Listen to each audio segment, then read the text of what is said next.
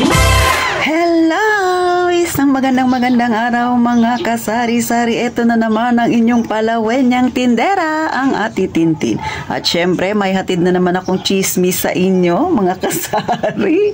Kaya kung gusto mo ang ganitong topic, ukol sa tindahan, wag nang magpatumpik-tumpik pa. Pindutin mo na yung subscribe button na yan. Please lang. Walang kabayad-bayad yan, sisi.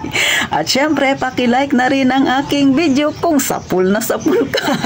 At pakishare naman kung hindi kayo busy. Ano pang inaantay natin? Umpisa na ang Real Talk na Chismis.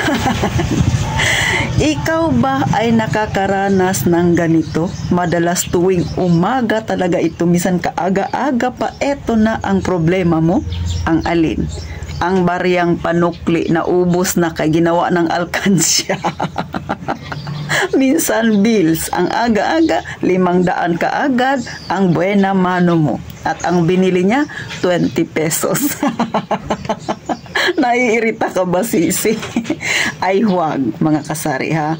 Bakit? Huwag mong ipakita na naiirita ka sa customer mo. Kahit pa, mga kasari, na alam mo na kaya siya bumili sa'yo ay dahil nagpabarya siya. At least bumili. Yun yung mahalaga, mga kasari. Si Ate Tintin, sa totoo lang, nung unang mga buwan ko sa pagtitindahan, ganyan din ang aking problema. Talaga namang naiinis ako. Pero syempre, hindi ko pinapahalata na inis na ako, mga kasari. Kasi customer yan. Isa yan sa nagiging problema ko talaga. Kasi nga, syempre, kauumpisa ko pa lang ng pagtitindahan, wala pa talaga akong sapat na pera. So, nung nakaipon na ako, mga kasari, doon ako nagkaroon ng lagayan ng barya. Hiwalay yung piso, hiwalay yung luma na 5 piso at bago, hiwalay din yung 20 pesos, mga kasari. Kaya, ngayon na matagal na ako na nagtitindahan, hindi ko na siya problema. Kasi nga, meron na akong inihandang barya.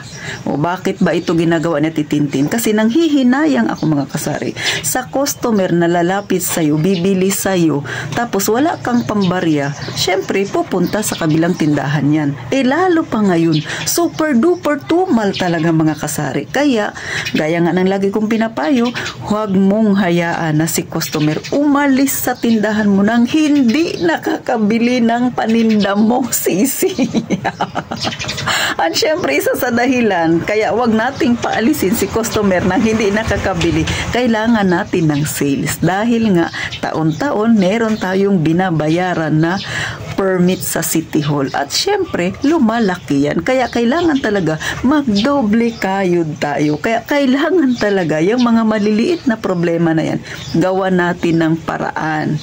Gets na, mga kasari, ha? Huwag mong kayayamutan yung customer mo pagka ganyan. 500 yung pera bibilihin ay 20 pesos. Tapos napagsasabihan mo, ano ba yan? Kaaga-aga nagpapabarya ka. Siyempre, sasama din ang loob ng customer mo, hindi na yan sa'yo magbili. So, ang mangyayari na yan ay lilipat na yan doon sa kabila. Minsan kasi hindi natin maiwasan na sumasama ang loob nila dahil nakapagbitaw ka ng medyo hindi magandang salita, tapos ang aga-aga pa. Pagka sa susunod bibili yan, hindi na yan magbili sa'yo, dadaan-daanan ka na lang yan, doon na yan sa kabilang tindahan, nakasari. At ang masaklap pa, magchichika pa yan doon sa mga kakilala niya, sasabihin na, naku, huwag ka dyan bumili sa tindahan na yan, ang sungit-sungit ng tindera, nagpapabarya lang naman ako, at saka kahit na nagpapabarya ako, may binili naman ako sa kanya. Mga kasari, so syempre yung kasiraan na yan, balik din yan sa'yo. Kaya mas maganda, huwag ka na lang umimik, at saka sikapin na lang sa susunod na dapat meron kang panukli. Kasi sa totoo lang, tungkulin naman talaga natin mga may tindahan na suklian sila. Dapat meron talaga tayong panukli. Kasi nga, nagtinda-tinda tayo. Kaya mirisi sa ating mga may tindahan. Char lang. Pinapatawa ko lang kayo. Pero syempre, totoo, di ba, mga kasari?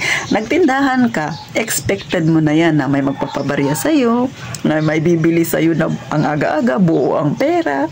Minsan, 50 pesos yung pera niya, ang bibilhin niya, ice water lang. Ay sa akin, 3 ang ice water. So, lalo na ang hirap ng 20s at saka mga coins, mga kasari. Kasi syempre, maraming nag-aalkansya. So, hindi nag-iikot yung maganda yung tagpipiso, yung mga barya na yan na kailangan natin, mga kasari. So, pagka tayo ay nagsusungit sa ating customer, ay sa atin din yan ang balik, mga kasari. Kaya, sa susunod, dapat gawan ng paraan, mag-ipon ng barya, mga kasari, para may panukli kay customer. At saka, syempre, maging maganda rin ang ugnayan ninyo ng customer mo.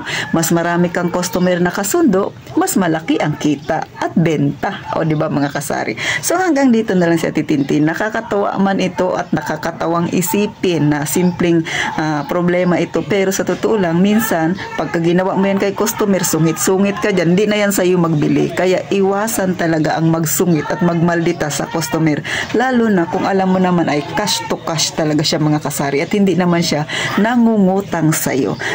Napangiti ko kayo. Siyempre may aral din itong mga kasari na tayong mga tindahan, tayo yung mag-provide ng panukli natin sa ating customer, mga kasari. So, gaya nga ng palagi kong sinasabi, huwag kalimutang mag-subscribe at syempre, mag-iingat tayong palagi, mga kasari.